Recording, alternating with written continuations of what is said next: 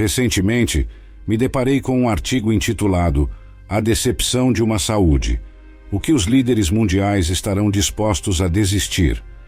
Algumas linhas desse artigo dizem, e cito, o mundo está a poucas semanas da aceitação global do Tratado Pandêmico da Organização Mundial da Saúde, conhecido como OMS.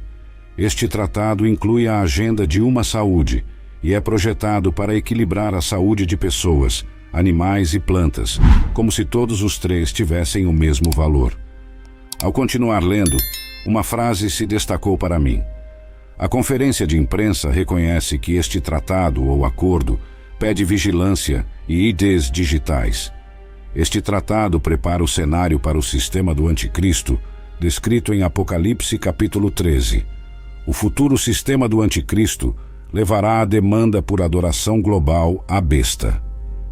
Apocalipse capítulo 13 é um capítulo esclarecedor sobre o reinado do anticristo. Ele sofre uma ferida fatal, mas essa ferida é milagrosamente curada. Obviamente, essa cura é resultado de algum poder demoníaco, mas o perturbador é que o mundo todo se maravilhou com esse milagre, e por causa disso, as pessoas prestarão lealdade à besta.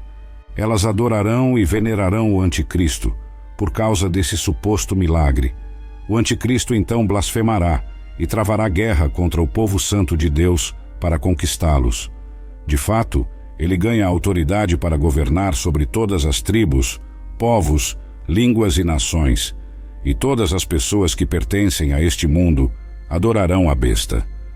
Neste momento, ele exigirá que todos, pequenos e grandes, ricos e pobres, livres e escravos, recebam uma marca na mão direita ou na testa, e ninguém poderá comprar ou vender nada sem essa marca, que é o nome da besta, ou o número que representa seu nome. Imagine acordar um dia e ouvir esta notícia de última hora. Uma nova lei acaba de ser aprovada. Agora é ilegal possuir, comprar ou se referir à Bíblia. Notícia de última hora. Todos os cidadãos devem se conformar à nova religião unificada. O cristianismo agora é proibido, e é uma ofensa para qualquer grupo se reunir com o propósito de discutir, orar ou adorar a Jesus Cristo. Senhoras e senhores, isso não é uma realidade, mas e se um dia fosse? Você provavelmente já ouviu falar do projeto de lei HR 690, o ato de conscientização sobre o antissemitismo. Esse projeto de lei chamou a atenção de cristãos ao redor do mundo, e não apenas na América, porque uma de suas definições cita que afirmações de que os judeus mataram Jesus é um exemplo de antissemitismo clássico. Isso é obviamente contrário à Bíblia. O que você está prestes a assistir é simplesmente uma perspectiva bíblica sobre o que poderia acontecer no futuro próximo em relação à profecia bíblica dos tempos do fim. Muitas vezes, subestimamos o aviso em 1 João capítulo 4, versículo 3, que nos diz: mas todo espírito que não reconhece Jesus não procede de Deus. Este é o espírito do anticristo, sobre o qual vocês ouviram que está vindo e agora já está no mundo. Muitos de nós estamos esperando que o anticristo seja revelado em um grande palco mundial. Estamos esperando que esse homem em um terno com todo esse poder apareça na cena global e comece a impor seu regime, quando na realidade a Bíblia nos diz que o espírito do anticristo já está em operação, já está trabalhando lenta, mas seguramente. Antes de chegarmos a um estágio onde os cristãos não são mais permitidos a adorar livremente, a Bíblia é removida das prateleiras, a liberdade de religião é extinta e a perseguição aos cristãos é normalizada, o espírito do anticristo estará nos bastidores, enganando as massas, fazendo as pessoas se voltarem para doutrinas de demônios. Agora, se esse projeto de lei tiver sucesso em negar fatos bíblicos, como o fato de que Pôncio Pilatos realmente trouxe Jesus diante de uma multidão, e essa multidão gritou: crucifica-o, e a Bíblia claramente afirma em Mateus capítulo 27, versículos 24 e 25, que quando Pilatos viu que não podia prevalecer de forma alguma, mas que um tumulto estava surgindo, ele pegou água e lavou as mãos diante da multidão, dizendo: estou inocente do sangue deste homem justo. Cuidem vocês disso." E todas as pessoas responderam: "O sangue dele caia sobre nós e sobre nossos filhos. O Evangelho de Cristo não pode ser mudado."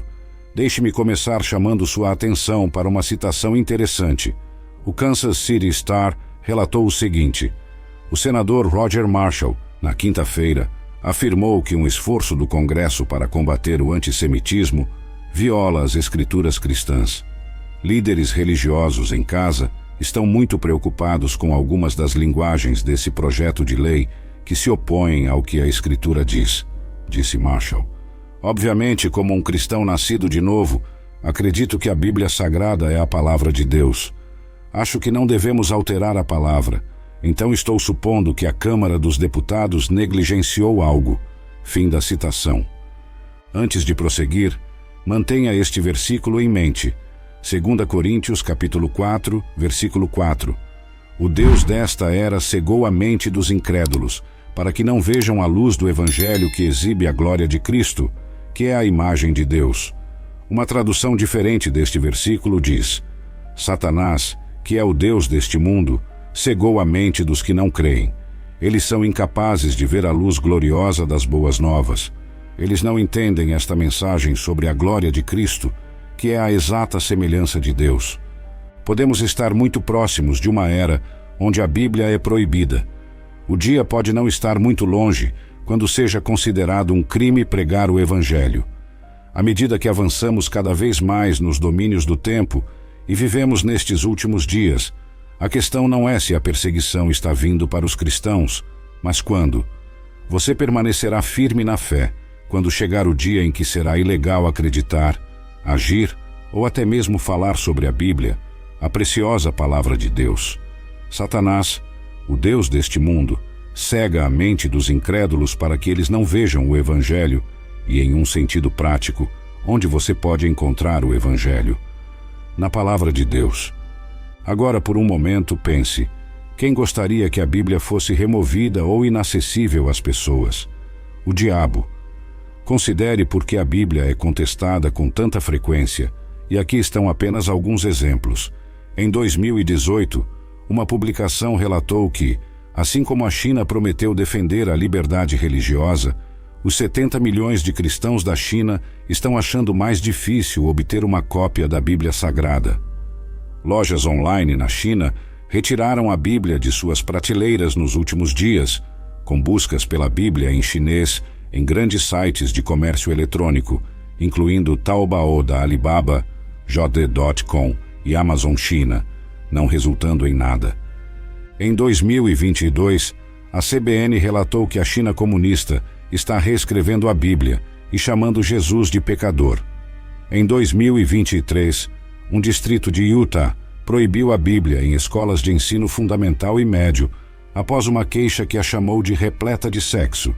Em 2023, foi relatado que a Fundação Liberdade de Religião, uma organização nacional sem fins lucrativos com 40 mil membros, enviou uma carta ao Distrito Escolar Unificado de Chino Valley, pedindo que a Bíblia fosse retirada das bibliotecas escolares devido a mais de 100 referências sexualmente explícitas que poderiam ser consideradas obscenas ou ofensivas.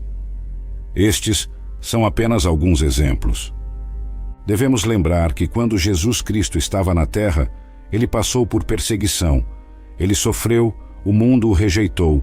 Líderes religiosos conspiraram contra ele e o crucificaram porque ele estava no mundo, mas não era do mundo.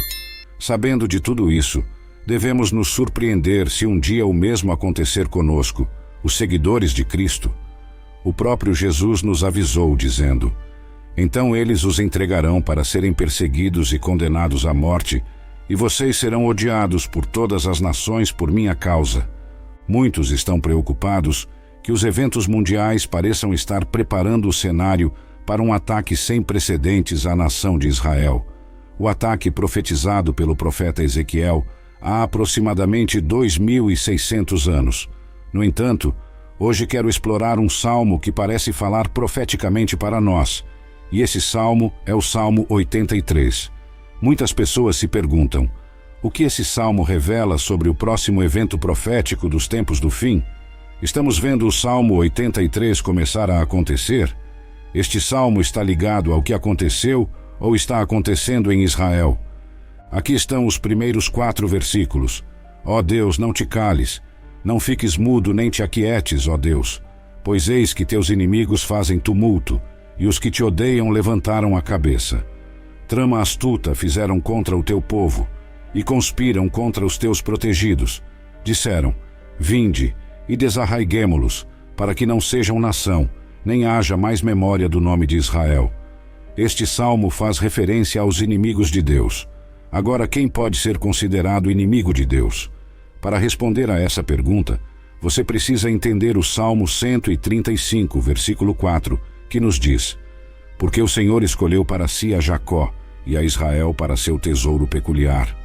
Israel é o tesouro escolhido por Deus de acordo com a Bíblia, o tesouro que Deus chamou à existência para seus propósitos. Salmo 83, versículos 5 a 8. Porque consultaram juntos e unânimes, eles se coligaram contra ti, as tendas de Edom e dos ismaelitas, de Moabe e dos agarenos, de Gebal, e de Amon, e de Amaleque, e dos filisteus com os habitantes de Tiro. Também a Assíria se ligou com eles. Eles foram o braço forte dos filhos de Ló. E então, se pulamos para o versículo 13, a Bíblia diz: Deus meu, faze-os como a roda, como a palha diante do vento, como o fogo que queima o bosque, e como a chama que incendeia as brenhas, assim persegue-os com a tua tempestade, e assombra-os com o teu torvelinho. Enche-lhes os rostos de vergonha, para que busquem o teu nome, Senhor. Confundam-se e assombrem-se perpetuamente. Envergonhem-se e pereçam, para que saibam que tu, a quem só pertence o nome de Senhor, és o Altíssimo sobre toda a terra. Há palavras fortes neste salmo. Meu Deus, faze-os como a roda, como a palha diante do vento, como o fogo que queima o bosque, e como a chama que incendeia as brenhas, assim persegue-os com a tua tempestade, e assombra-os com o teu torvelinho, enche-lhes os rostos de vergonha. Embora não haja um acordo universal sobre esta questão, a maioria acredita que a guerra do Salmo 83 e a guerra de Gog e Magog ocorrerão logo antes ou logo após o arrebatamento. Alguns estudiosos acreditam que as profecias referentes à guerra do Salmo 83 já foram cumpridas, mas a maioria acredita que o conflito se desenrolará no futuro próximo. E observando os eventos atuais, alguns estudiosos acreditam fortemente que a guerra do Salmo 83 está mais próxima do que pensamos. Agora, alguns podem perguntar sobre o Armagedom. Bem, virtualmente todos os estudiosos da Bíblia acreditam que a batalha do Armagedom ocorrerá após o arrebatamento e no final do período de tribulação de 7 anos.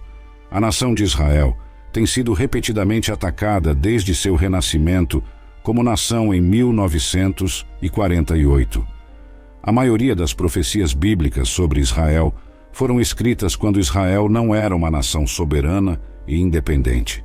Por mais de 2000 anos, todos os hebreus estavam familiarizados com Ezequiel, capítulo 37, e a profecia do profeta sobre ossos secos, ressuscitando milagrosamente. Eles sabiam que esses ossos secos representavam a nação de Israel. Por um momento, vamos dar uma olhada na profecia dos ossos secos em Ezequiel, capítulo 37. Ezequiel nos conta que o Senhor o tomou, e ele foi levado pelo Espírito do Senhor a um vale cheio de ossos. Ele me conduziu ao redor entre os ossos que cobriam o chão do vale. Eles estavam espalhados por toda parte, completamente secos. Então ele me perguntou: Filho do homem, estes ossos podem voltar a viver? Ó soberano Senhor, respondi, só tu sabes a resposta. Então ele me disse: profetize a estes ossos secos e diga: ossos secos, ouçam a palavra do Senhor. Assim diz o soberano Senhor: olhem, eu vou pôr fôlego em vocês e fazê-los viver novamente. Vou colocar carne e músculos em vocês e cobri-los com pele. Vou pôr fôlego em vocês e vocês voltarão à vida. Então vocês saberão que eu sou o Senhor. Então falei esta mensagem, exatamente como ele me disse. De repente, enquanto eu falava, houve um barulho de chocalho por todo o vale. Os ossos de cada corpo se uniram e se juntaram como esqueletos completos. Então, enquanto eu observava, músculos e carne se formaram sobre os ossos. Então a pele se formou para cobrir seus corpos, mas ainda não havia fôlego neles. Então ele me disse: profetize ao vento, filho do homem. Profetize e diga: assim diz o soberano Senhor, venha ao fôlego dos 4 ventos. Sopre nestes corpos mortos para que possam viver novamente. Então falei a mensagem conforme ele me ordenou, e o fôlego entrou em seus corpos. Eles todos ganharam vida e se levantaram sobre seus pés, um grande exército. Então ele me disse: filho do homem, esses ossos representam o povo de Israel. Eles estão dizendo: nós nos tornamos ossos secos, toda a esperança se foi. Nossa nação está acabada. Portanto, profetize a eles e diga: assim diz o soberano Senhor, ó meu povo, abrirei seus túmulos de exílio e farei vocês se levantarem novamente. Então os trarei de volta à terra de Israel. Quando isso acontecer, ó meu povo, vocês saberão que eu sou o Senhor. Colocarei meu espírito em vocês e viverão novamente e retornarão à sua própria terra. Então vocês saberão que eu, o Senhor, falei e fiz o que disse. Sim, o Senhor falou. E surpreendendo muitos, e irritando ainda mais, em maio de 1948, os Estados Unidos e a Grã-Bretanha lideraram as Nações Unidas para restaurar a nação de Israel. Os ossos secos ganharam vida em 1948. Foi a restauração de Israel que serve como a pedra angular para o cumprimento da profecia bíblica nos últimos dias. Muitos acreditam que um relógio profético começou a contar quando os ossos secos de Ezequiel ganharam vida e Israel foi restaurada como nação. A hora está chegando quando o restante das profecias dos últimos dias de Ezequiel será cumprido. Notavelmente, a profecia bíblica deixa claro que, apesar de Israel ter uma população muito pequena e uma pegada diminuta, a nação seria um cálice de tremor e um alvo para hostilidades nos últimos dias. Então, na linha do tempo profética, estamos em Ezequiel capítulo 37, aguardando os eventos proféticos perfilados em Ezequiel, capítulos 38 e 39. Muitos acreditam que esses eventos estão prestes a se desenrolar. Deixe-me compartilhar brevemente o que Ezequiel capítulos 38 e 39 diz que vai acontecer. Primeiro, compartilharei um resumo e depois voltarei e fornecerei mais detalhes. Ezequiel capítulos 38 e 39 perfilam como Israel será atacada por uma ampla e avassaladora coalizão de forças hostis. Essas forças são lideradas pelo nome simbólico bíblico Gog, que também é referido como o príncipe de Rosh, Meseque e Tubal. Essa coalizão odeia Israel e ataca com recursos militares esmagadores, avançando sobre Israel desde o extremo norte. As forças inimigas atacarão impiedosamente, com o propósito duplo de saquear e pilhar, e aniquilar o povo de Israel. Ezequiel observa que o campo de batalha decisivo será as montanhas de Israel, que há muito estavam desoladas. Quando a destruição de Israel parecer iminente, Deus intervirá e trará uma vitória decisiva, enviando chuvas torrenciais, pedras de granizo e enxofre ardente sobre o exército invasor. Deus deseja que, através dessa vitória claramente sobrenatural, muitos sejam levados à fé nele. Ezequiel capítulo 38, versículo 23, observa: assim manifestarei a minha santidade entre muitas nações, e elas saberão que eu sou o Senhor.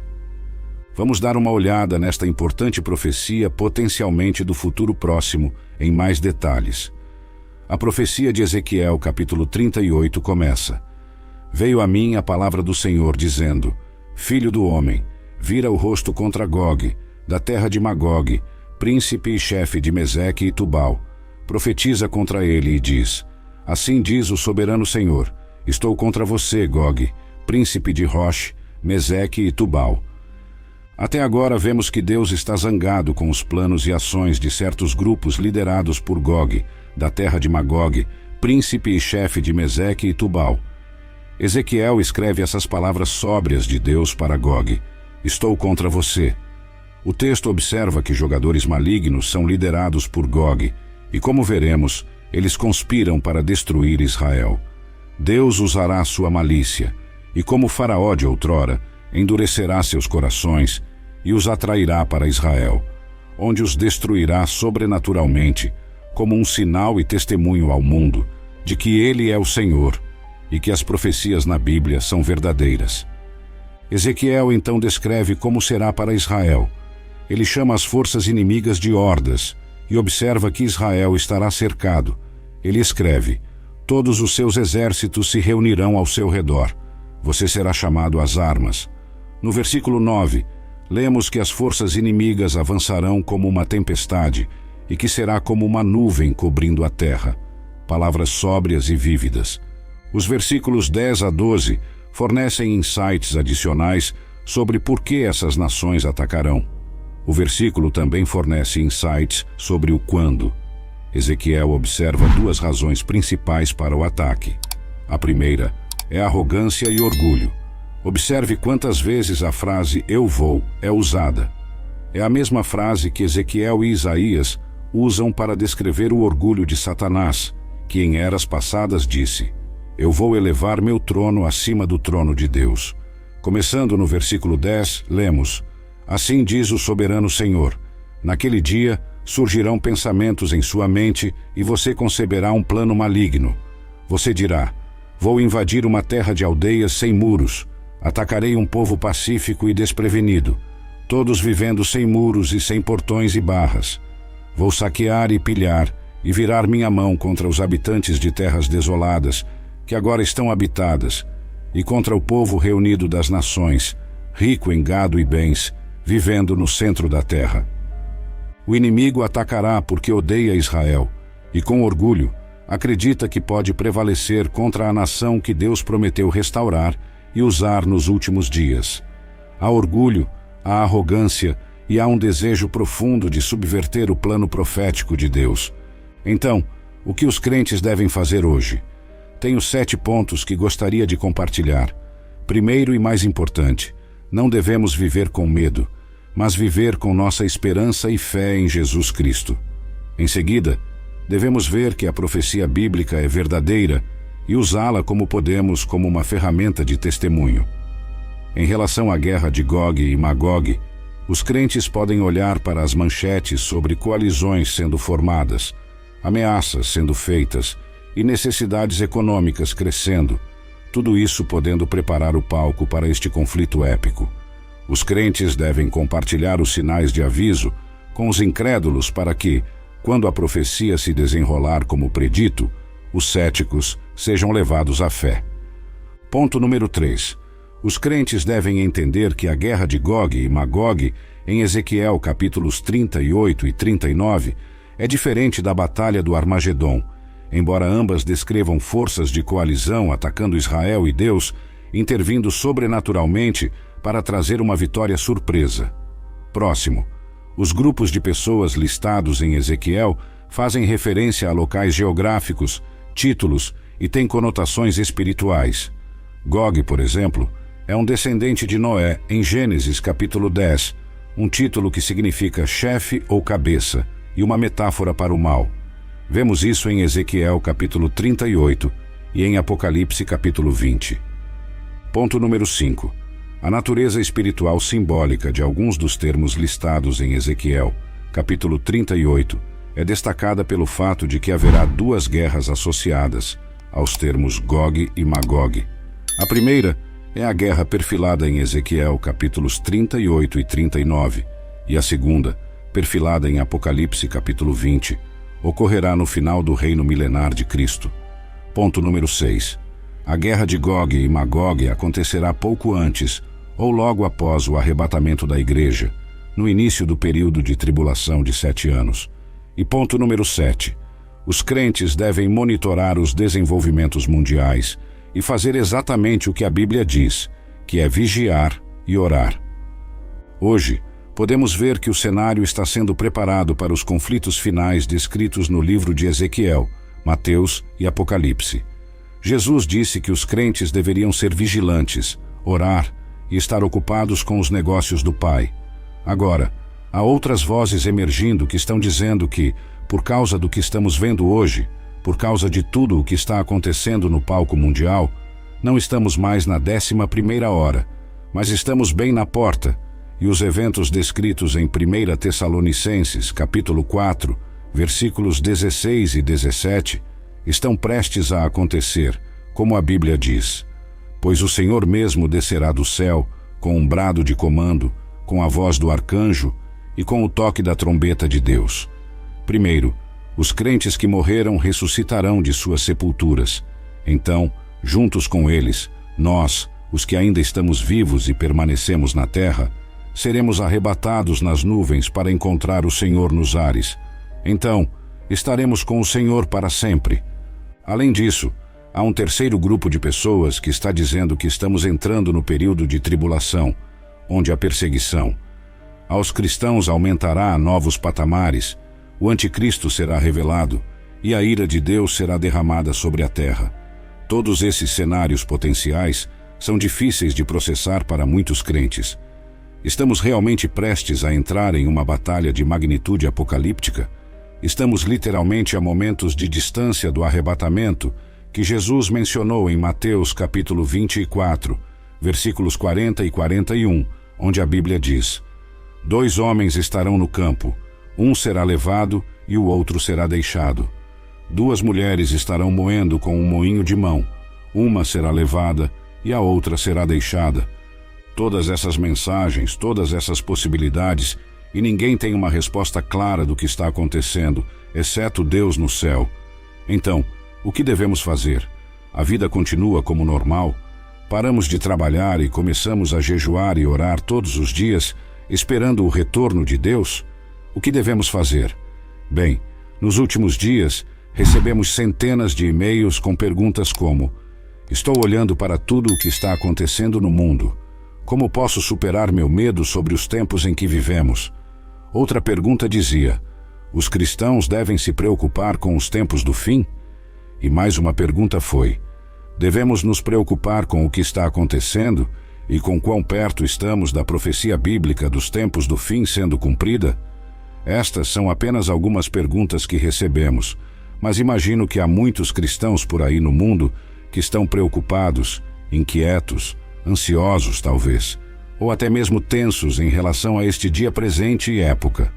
Mas antes de começar, quero levá-lo de volta no tempo, até quando Jesus Cristo andava na terra, e um dia ele se sentou no Monte das Oliveiras, e seus 12 discípulos vieram até ele em particular, com uma pergunta que os incomodava. Eles perguntaram: diga-nos, quando acontecerão essas coisas? E qual será o sinal da sua vinda e do fim dos tempos? E em Mateus capítulo 24, versículos 4 a 8, Jesus respondeu a seus discípulos com palavras que ajudarão todos nós neste dia presente. Ele disse: cuidado, para que ninguém os engane, porque muitos virão em meu nome dizendo: eu sou o Cristo, e enganarão a muitos.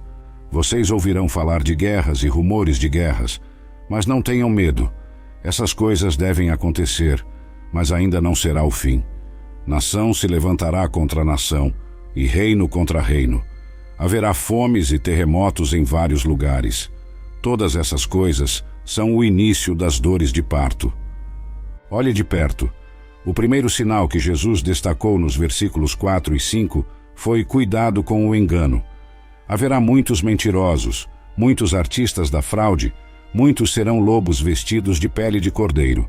No segundo sinal de sua vinda, Jesus disse: vocês ouvirão falar de guerras e rumores de guerras. E não é onde estamos hoje, mas assim que ele falou dos conflitos que vocês ouvirão, ele disse: não tenham medo. Antes de chegarmos ao terceiro sinal de sua vinda, Jesus já disse a seus discípulos: não fiquem preocupados, não se preocupem quando ouvirem falar de conflitos em todo o mundo. Agora pare um momento e pense: isso não se aplica a você? Veja, nesta época, há muita clareza quando você olha para a profecia bíblica e os eventos atuais, pois estamos certamente vivendo nos últimos dias. É óbvio que há uma inquietação generalizada e disputas entre nações. Você só precisa olhar para os eventos atuais e verá que há uma escalada no número de conflitos e guerras, e até mesmo rumores de guerra em todo o mundo. Mas com a conversa de guerra por toda a mídia, com imagens visuais perturbadoras circulando online, com comentaristas políticos falando sobre a ameaça de uma possível guerra mundial, o que devemos pensar sobre tudo isso como cristãos? Como devemos viver com paz em nossos corações, mesmo que haja toda essa comoção no mundo? Bem, deixe-me dar-lhe este exemplo. O fogo é um elemento natural útil. O fogo é necessário para aquecer uma sala ou uma casa. O fogo pode refinar e purificar coisas como metal e ouro. Mas igualmente o fogo pode ser destrutivo. O fogo pode ser devastador. O mesmo fogo que pode aquecer uma casa é o mesmo fogo que pode destruir uma casa. O mesmo fogo que pode refinar o ouro é o mesmo fogo que pode representar uma ameaça à vida. O ponto que quero fazer é que há caos ao nosso redor, há medo ao nosso redor, há incerteza lá fora. Mas o caos no mundo deve levá-lo a buscar paz em Jesus Cristo. Em vez de se preocupar com a destruição acontecendo no mundo, concentre-se na palavra de Deus e nas promessas de Deus. Estamos vivendo nos últimos dias? Sim. Há um crescente senso de instabilidade entre as nações? Sim. Estamos vendo fomes, pestilências e terremotos em vários lugares, como mencionado em Mateus capítulo 24, versículo 7? Sim, estamos. Mas devemos nos preocupar? Não. E aqui está o porquê. Primeiro, por causa da palavra de Deus. Segundo, por causa do histórico de Deus. Terceiro, por causa do precioso dom do Espírito Santo. Nestes tempos incertos, você não deve se preocupar porque a palavra de Deus já nos disse o futuro. Sabemos o que está por vir. Sabemos como tudo termina. Não precisamos nos preocupar porque a palavra de Deus nos diz em Lucas, capítulo 21, versículo 28. Quando estas coisas começarem a acontecer, levantem-se e ergam a cabeça, porque a sua redenção está próxima. Não precisamos nos preocupar porque Mateus capítulo 6, versículos 25 a 26 diz: Portanto, eu lhes digo, não se preocupem com a sua vida, com o que vão comer ou beber, nem com o seu corpo, com o que vão vestir. Não é a vida mais do que o alimento, e o corpo mais do que as roupas. Observem as aves do céu. Não semeiam, nem colhem, nem armazenam em celeiros. Contudo, o Pai Celestial as alimenta. Não têm vocês muito mais valor do que elas? E o que deve lhe dar paz como filho de Deus é que o histórico de Deus é perfeito. Ele sempre defendeu seus filhos. Ele sempre foi fiel. Ele sempre resgatou aqueles que confiaram nele. No livro de Gênesis, quando todo o mundo estava cheio de maldade e perversidade, Deus protegeu Noé e sua família. Ele protegeu aqueles que confiaram nele. Quando Sodoma e Gomorra foram destruídas, Deus protegeu Ló e sua família. Ele os protegeu. No Êxodo, quando o anjo da morte passou pela terra do Egito, Deus protegeu todos aqueles que confiaram nele e colocaram sangue no topo e nas laterais da moldura da porta. E quando os 3 jovens hebreus foram lançados em uma fornalha ardente, Deus estava lá com eles. Portanto, meu ponto é que o Deus que servimos, Jeová, tem um extenso histórico de nos manter, nos proteger e nos preservar. Portanto, não temos nada a temer. E, finalmente, nunca esqueça o maravilhoso Espírito Santo.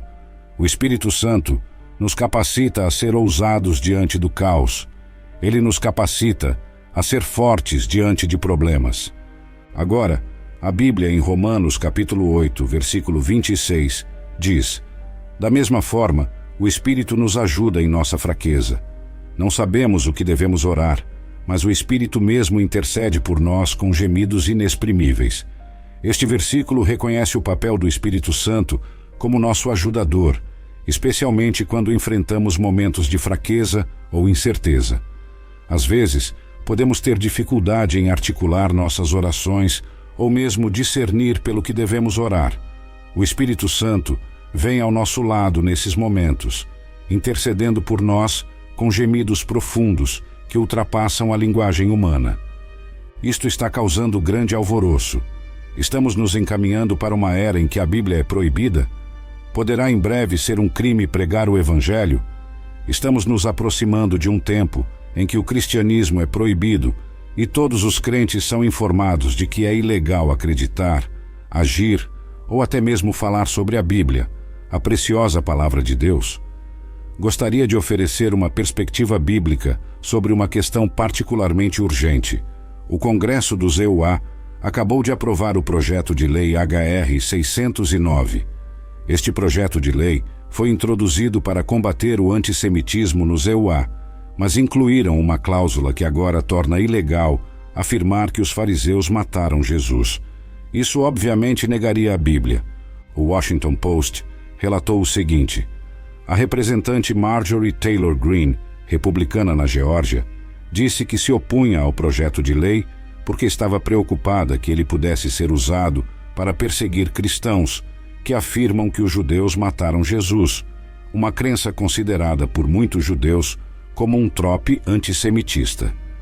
O antissemitismo é errado, escreveu ela no 10 na quarta-feira, acrescentando que não votaria a favor da lei, porque poderia condenar cristãos por antissemitismo por acreditarem no evangelho que diz que Jesus foi entregue a Herodes para ser crucificado pelos judeus. Agora, há muitas reações em relação a este projeto de lei. Há muito barulho por aí. Em um campo, você encontrará uma interpretação, e em outro campo, encontrará outra.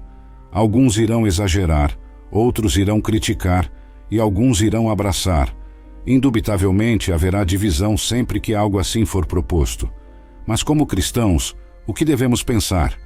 Bem, na história da Igreja primitiva, o Império Romano, particularmente sob Nero, havia uma aceitação na sociedade da época para que os cristãos fossem perseguidos e até martirizados. Um tempo assim poderia estar voltando? Devemos lembrar que quando Jesus Cristo estava na terra, ele passou por perseguição. Ele sofreu. O mundo o rejeitou. Líderes religiosos conspiraram contra ele e o crucificaram porque ele estava no mundo, mas não era do mundo. Sabendo de tudo isso, devemos nos surpreender se um dia o mesmo acontecer conosco, os seguidores de Cristo? Não se engane. A profecia bíblica nos diz que um tempo de perseguição está chegando nos últimos dias. O próprio Jesus nos avisou, dizendo: então eles os entregarão para serem perseguidos e condenados à morte, e vocês serão odiados por todas as nações por minha causa. Portanto, esta mensagem não é para alarmá-lo, não é para assustá-lo, mas apenas para destacar a validade das Escrituras. Se aquilo que a Bíblia diz que virá a acontecer está acontecendo, então por que devemos ter medo ou nos alarmar? A tradução amplificada de Salmos capítulo 34, versículo 19 diz: muitas são as aflições do justo, mas o Senhor o livra de todas elas. Este é realmente um trecho notável das Escrituras, e é um que muitas vezes é negligenciado. Como cristãos, não nos foi prometida uma vida livre de dificuldades. Não nos foi prometida uma vida sem problemas. Pelo contrário, Deus promete ser o nosso resgate.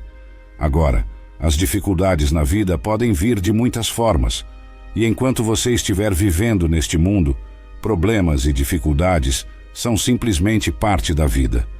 Eu diria que isso é ainda mais verdadeiro se você for cristão, porque Jesus disse em João capítulo 15, versículos 18 a 21, se o mundo os odeia, tenham em mente que antes de vocês odiou a mim. Se vocês pertencessem ao mundo, ele os amaria como se fossem dele. Todavia vocês não são do mundo, mas eu os escolhi, tirando-os do mundo. Por isso o mundo os odeia. Lembrem-se do que eu lhes disse. Nenhum servo é maior do que seu senhor. Se me perseguiram, também perseguirão vocês. Se obedeceram à minha palavra, também obedecerão à de vocês. Tratarão assim vocês por causa do meu nome, pois não conhecem aquele que me enviou. Agora, a pergunta para nós é: como lidamos com o fato de sermos odiados pelo mundo? Como lidamos com a perseguição do mundo? Bem, eu tenho um trecho das Escrituras para ajudá-lo nessa área. 1 Pedro capítulo 4, versículos 13 a 16 diz: alegrem-se na medida em que participam dos sofrimentos de Cristo, para que também, quando a sua glória for revelada, vocês exultem com grande alegria. Se vocês são insultados por causa do nome de Cristo, felizes são vocês, pois o Espírito da glória, o Espírito de Deus, repousa sobre vocês. Se vocês sofrem, não deve ser como assassino ou ladrão ou qualquer outro tipo de criminoso, nem mesmo como um intrometido. Contudo, se vocês sofrem como cristãos, não se envergonhem, mas glorifiquem a Deus por este nome. Quando você sofre porque é cristão, quando você sofre por causa de sua crença no Senhor, seja fortalecido pela palavra de Deus, pois a Bíblia diz que você é abençoado, pois o Espírito da glória e de Deus repousa sobre você. Portanto, deixe-me encorajá-lo e dizer que se você enfrentar dificuldades por ser cristão, você é abençoado, porque ao participar dos sofrimentos por causa de Cristo, você se alegrará com grande alegria quando a glória do Senhor for revelada. Você será recompensado por sua fidelidade. E se você enfrentar as dificuldades da vida, se encontrar as muitas aflições que todos nós enfrentamos na vida, então temos uma promessa para nos apegar, e essa promessa é que muitas são as aflições dos justos, mas o Senhor o livra de todas elas. Independentemente do tipo de problema que você enfrente ou da forma como ele se apresenta, enquanto você estiver no Senhor, você superará.